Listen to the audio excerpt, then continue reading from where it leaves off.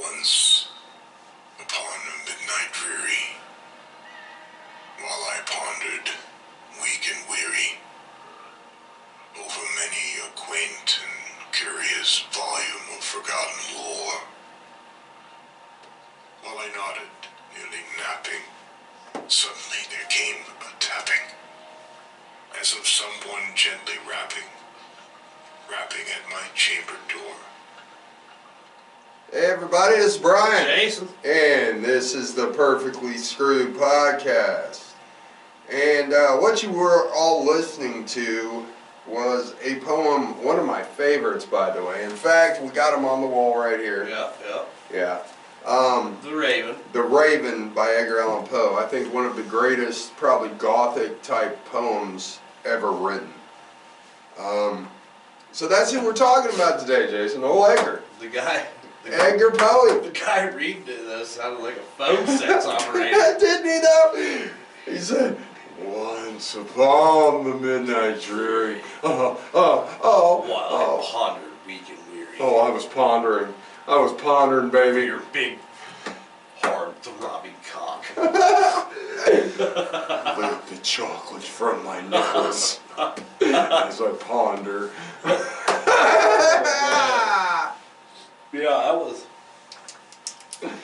Yeah, Edgar. Lick the poem from my nipples. Yeah. Okay, ladies and gentlemen, this is perfect segue into the old drinking game. If I fuck up a word, which I've been doing really well, and I've been very proud of myself. I think the last episode I fucked up a couple times, but it was Germany and Nazis and come on, man. You usually have at least one. What? I try not to. I really do. But if I fuck up a word, if I don't say a word correctly, if I stumble over my own tongue, please take a shot of your favorite alcoholic beverage. That's right. We promote alcoholism here on the Perfectly Screwed Podcast. Right. Fuck it. Well, me and Jason, when we started this, we used to do massive, see, all you out there in TV land don't get to see those days, but we used to do some massive bong hits. Yeah. Like, we used to be so high by the end of the episode that we were barely coherent, which I think caused the problem of me stumbling over words. Yeah, probably. So, Edgar. Old Edgar, he was born on January 19th, 1809. And he died October 7th, 1849. Old Edgar liked some alcohol too, He was a little bit of a tipsier, a little bit of a drinker there.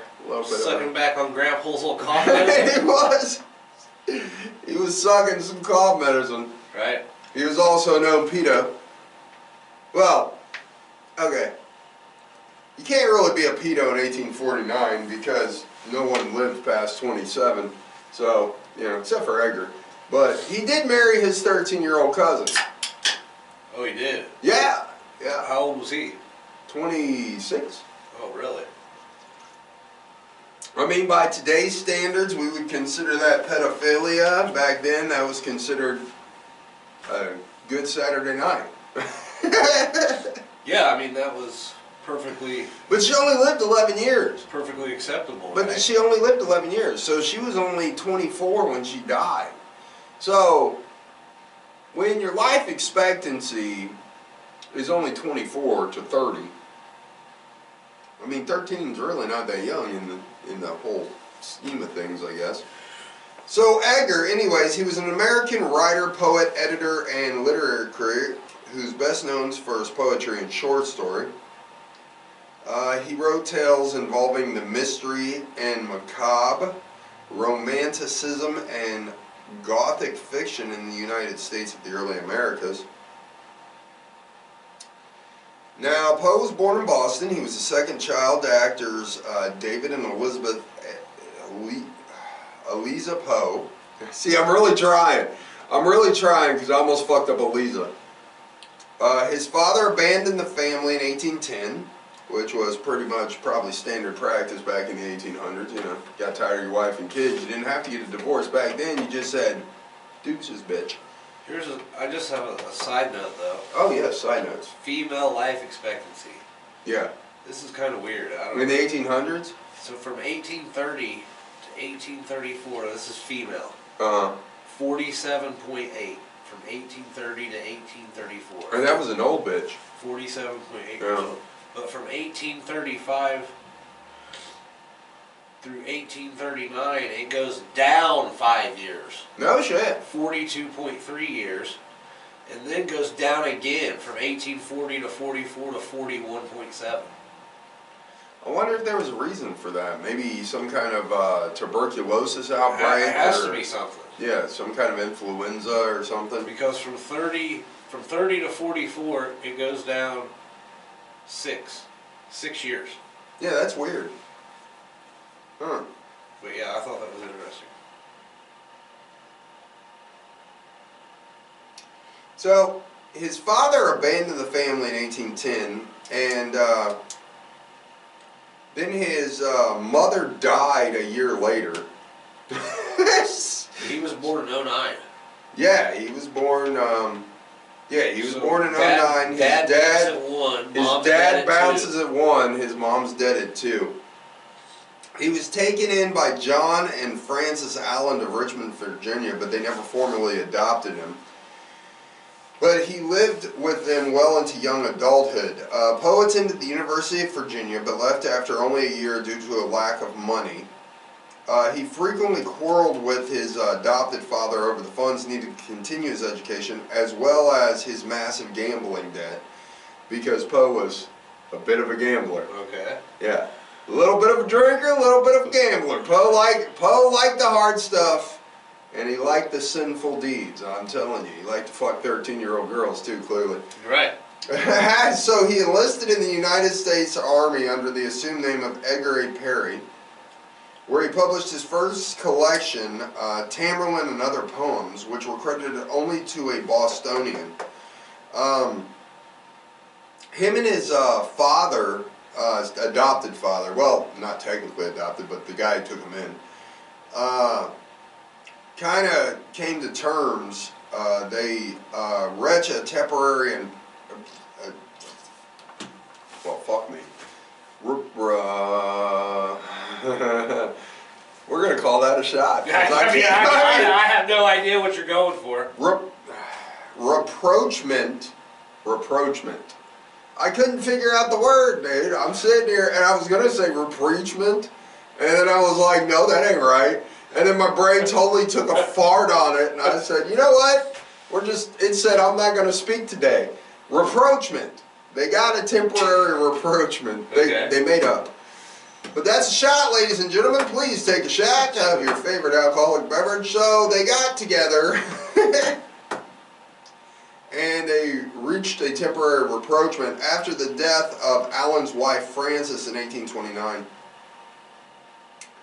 But then Poe also failed as an officer candidate at West Point. Cadet! There's number 2. God damn! Candidate. Yeah, it's cadet. Yeah, cadet. Yeah, there's no N in that word. That's shot number 2. We're taking credit, folks. That's 2 in 5 minutes. Okay, he failed as a cadet at West Point and declared his intention to become a writer, primarily poems, and parted ways with his stepfather, who was very much against him writing.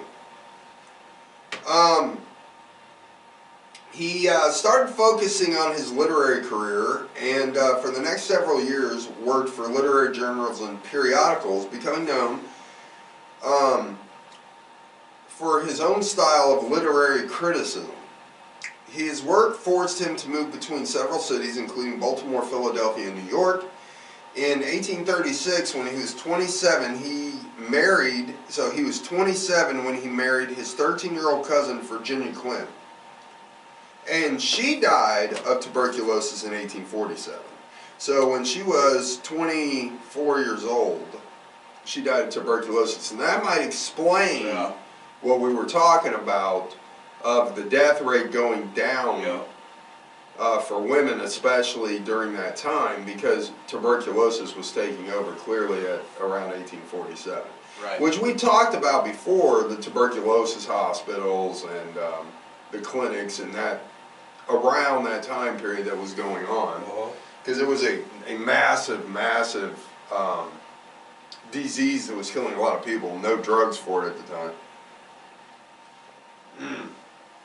So in 1845, he published his poem, The Raven, which we heard at the beginning of the episode, which was an instant success. He planned for years to produce his own journal, The Pen, later renamed The Stylus, but before it began publishing, Poe died in Baltimore in 1849, and he was only 40 years old.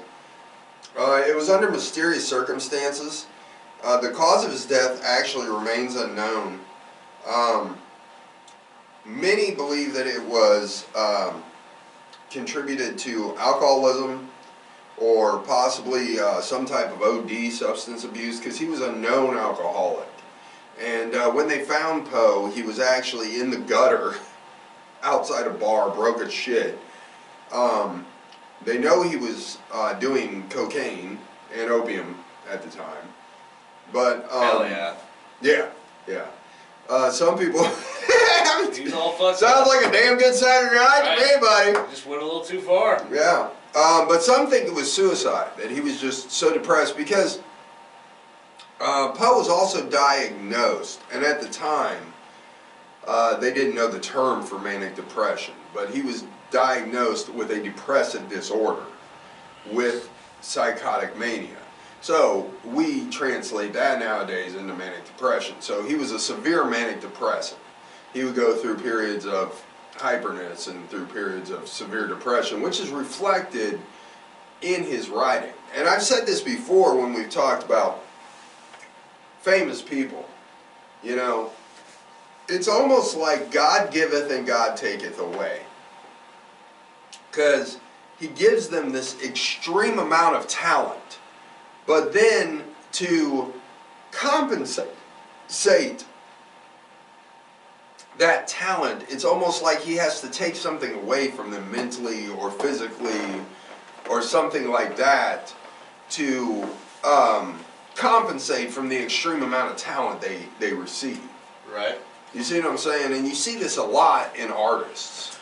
Like, look at Stephen King. An amazing artist, ugly as fucking hell. True. I mean, God did no favors in the looks department for that man. But mentally, brilliant, brilliant, brilliant. That's why he still has a hot wife. So. Yeah, I mean, Poe would be more kind of like a rock star now, you know what I mean? Like a Oh, yeah. Kurt Cobain or somebody like that. He was dark. So, Poe's brother died, and he tried to make attempts living as a writer, but were mostly unsuccessful. However, he eventually managed to earn a living by his pen alone, becoming one of the first American authors to do so. His efforts were initially hampered by the lack of an international copyright law. See, publishers at the time, a lot of people don't understand, Poe's work sold very well, but he made no money from it because at the time, publishers basically were fucking people. They were basically screwing over every American author because there was no international copyright law. So what they did was they would take unauthorized copies of British works and works from overseas. They would publish them in America, sell them, and they could get all the money from that. Whereas if they published and bought Poe's stuff, they had to pay him because he's an American author, so we have copyright laws, so you can't just take his shit, publish it, make money off it without paying Poe. But since there was no international law to prevent that sort of thing, they could just literally grab fucking shit from the British authors, publish it, And there was no money being paid to these British authors. They just raked in all the money from all the publications. So because of that, a lot of American authors at the time didn't make a lot of money. They would sell well, you know, in their own publication or if they printed it themselves, but they didn't make a lot of money because the publishers were just fucking them, just screwing them over as best they could, which is how rich people work. You don't have the publisher is the means of mass producing your shit. You know what I mean, right? Yeah, yeah. I mean, I'm sure, like, if to make money, if you don't have a publisher, then you got to do it all yourself. Yeah. So you're not going to be able to produce as much and get as much out there in circulation. So you're not going to be able to make as much money. So publishers also often refused to pay the writers from the American publications, or paid them much later than they had promised. And Poe repeatedly resorted to humiliating pleas for money, begging for money from other people and other assistants.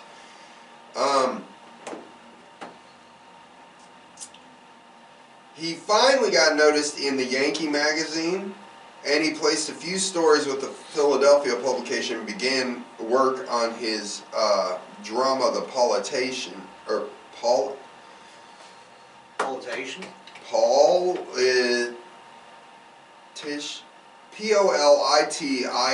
Politician? Politian? Okay, Politian. That would be a shot, ladies and gentlemen, because that's the third one of the episode. I'm having a banger here. Oh yeah. Yeah. So the Baltimore Saturday Visitor awarded him a prize in October of 1833 for his often overlooked short story MS, Found in a Bottle. The tale brought him to the attention of John P. Kennedy, a Baltimorean. Ooh, yeah, that almost was four. Of considerable means, who helped Poe place some of his other stories and introduced him to Thomas W. White, editor of the Southern Literary Messenger in Richmond. So, then he became, in 1835, Poe became assistant editor of the Southern Motherfuck. I'm done. Okay, that's another shot. Never mind. He became the Southern Messenger editor, but he was discharged within a few weeks because he was drunk on the job. Edgar? Oh, Edgar. He became editor. They said, look, man. Look, Bob. You're stumbling all over the office. You're falling over chairs. Plastered. What the fuck? What the fuck, Poe? That's how I work. He said, so what do you mean, John? I ain't drinking. Right. How do you think I gotta offset this cocaine somehow, Johnny? You want me high, you want me drunk. You gotta choose one or the other. Right. We can't have it both ways. I gotta balance it out, bub. Yeah. So he returned to Baltimore, where he obtained a license to marry his cousin Virginia. He was 26 actually, and she was 13, but they were actually married when he was 17 officially, or 27 officially, and she was 14. But then White rethought about it after a little while, and he reinstated Poe after Poe promised to improve his behavior and stop drinking on the job. I'll just drink at home, right, Mr. White, sir. So he returned to Richmond in Virginia with Virginia and her mother. He remained at the Messenger until January of 1837. Did I just fuck up again? 1837? I meant to say 37, but I said 37. Right. Would you consider, I don't know if that's a shot. That's a gray area. Well, no. We already got 4 in. We've had plenty. Yeah, we've had plenty. During this period, at this point, they're passed out. Yeah. Yeah. I don't know how you're sober at all. Yeah, you're just like Poe. Take a shot if you can. Yeah, you're like Poe at this point. Right. Yeah, we don't want you winding up in the gutter dead from a cocaine and drinking overdose, guys. Yeah, please, we need please. you to hold down the job. God God damn, I'm happy. You know, I started Not this marry episode. 14-year-old cousins. Yeah. Don't fuck your 14-year-old cousin and get drunk and die. Right. All right, we don't want this for you. So he remained at the Messenger until 1837. Poe claimed that the circulation increased at this time from 700 to 3,500, but that has never been substantiated by anybody but Poe. Right. So not only is he a drunk and a coke addict, fucking he's like, you know what? I did this shit, bitch. Yeah. I held this mother down. Yeah. You had 700 when I came. I'm leaving 3,500. Drop the mic, bitch. Fuck you. Wow. Say less. I'm gonna go buy an 8-ball. I'll be in my room. Pose out, baby. Right. Mm-hmm. Who's a rock star? Poe's a rock star. Oh. So in 1838 he went back to Philadelphia where he lived at 4 different residences between 1838 and 1844 because of lack of money. One of those residences is preserved at the Historical Society. His only novel was also published that year, the narrative of author Gordon Pym of Nantucket, and it was widely received. So in the summer of 1839 he became assistant director of Burton Gentleman's Magazine. Sounds like a Playboy from 1839. Probably was. I don't know what it was. He published numerous articles and stories and reviews, enhancing the reputation he established as the Messenger as one of the foremost literary critics in America. He also published a collection of tales of the grotesque and Arabesque.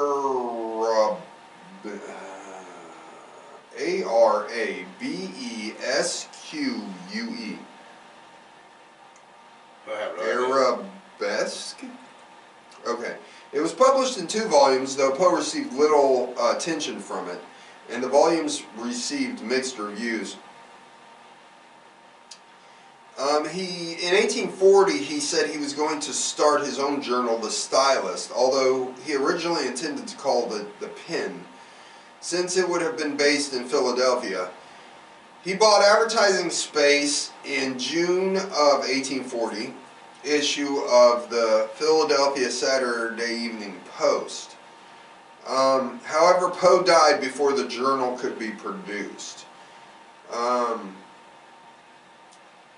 So he goes on and he leaves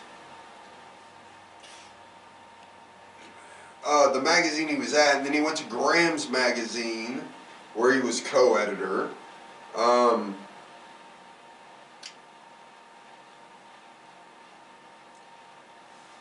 And he said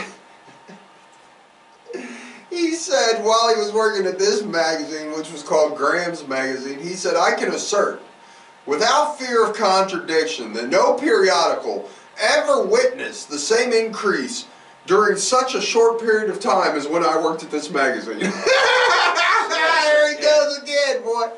He drunk off his ass. He's like, you know what? He likes Poe. pumping himself up. Poe, rock star, baby. Poe. He's a fucking salesman. Nobody has ever seen, he's like Trump, but in the 1840s. No one's ever seen growth like this. Right. Never. Never seen growth like we have in such a short period in this magazine. Right. Pay me my money. He also tried to get a position in the administration of John Taylor, claiming he was a member of the Whig Party. He wanted to be appointed to the U.S. House of Customs in Philadelphia.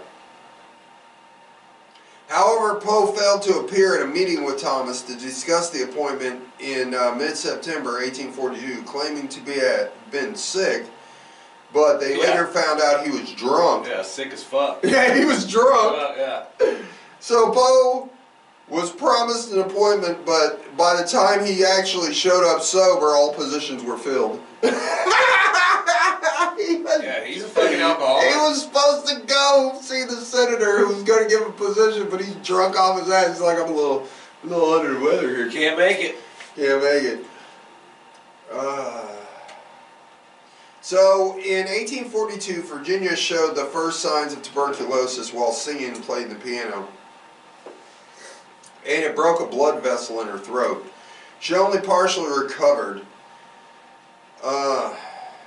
Poe is alleged to have begun to drink heavily due to the stress he suffered as a result of her illness. He left Graham's and attempted to find a new position. For a time again, angling for a government post, he finally decided to return to New York, where he worked briefly at the Evening Mirror. Before becoming editor of the Broadway Journal, and later he became the owner of the Broadway Journal, Poe then alienated himself from other writers by publicly accusing Henry Wadsworth Longfellow of plagiarism. And Longfellow never responded. He also said many other writers had absorbed his ideas and stole his ideas. Let's see. The Broadway Journal failed during Poe's ownership of it, and so he moved to Frodham, New York, in the Bronx. That was where actually he died, which was Edgar Allan Poe's cottage. He was increasingly unstable after his wife's death. He attempted to court the poet Sarah Helen Whitman, who lived in Providence, Rhode Island. Their engagement failed because Poe was drunk half the time. Oh my God. And she said he had extreme erratic behavior and did large amounts of opium and cocaine. So, yeah. Yeah, he's a drug addict. So, on October 3rd, 1849, Poe was found semi-conscious in Baltimore. He was in great distress in need of immediate attention. He was taken to a medical college where he died the next morning in 1849 at 5 a.m. He was not coherent long enough to explain how he came to be in the condition he was in and why he was wearing clothes that were not even his own.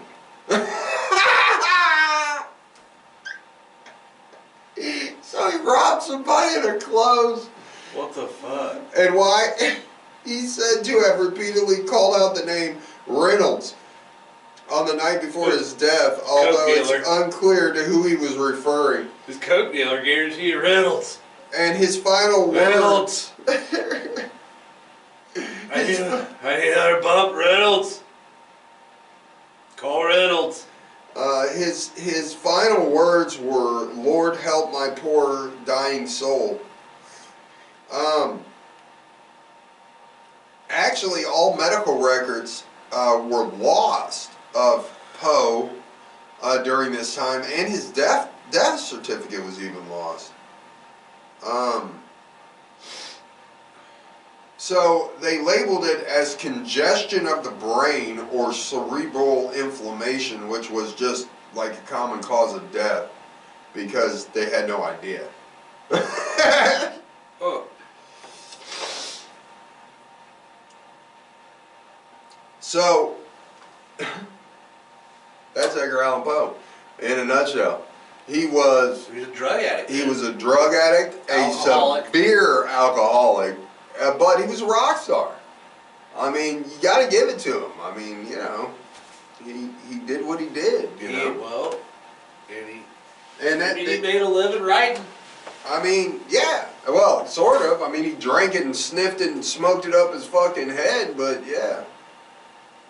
He's still a legend to this day, you know. Well, yeah, he's the one that invented the short. I mean, you can't take away from the man that, first of all, he wrote some of the best poetry ever written. He also invented the short story. Yeah. He also basically opened the door for all horror writers that we know today. I mean, he opened a door that at the time was not open. You know, there wasn't that macabre kind of theme in literature at the time. There just wasn't. And he... Dark, spooky, Yeah, he mysterious. bring the dark, spooky, and you know, Alfred Hitchcock, Stephen King, Dean Koontz, all of these writers, you know, John Carpenter, all of them, you know, have this man right there to thank for bringing this genre into the forefront. Yeah. You know what I'm saying? Yeah. And he did, you Yeah. know.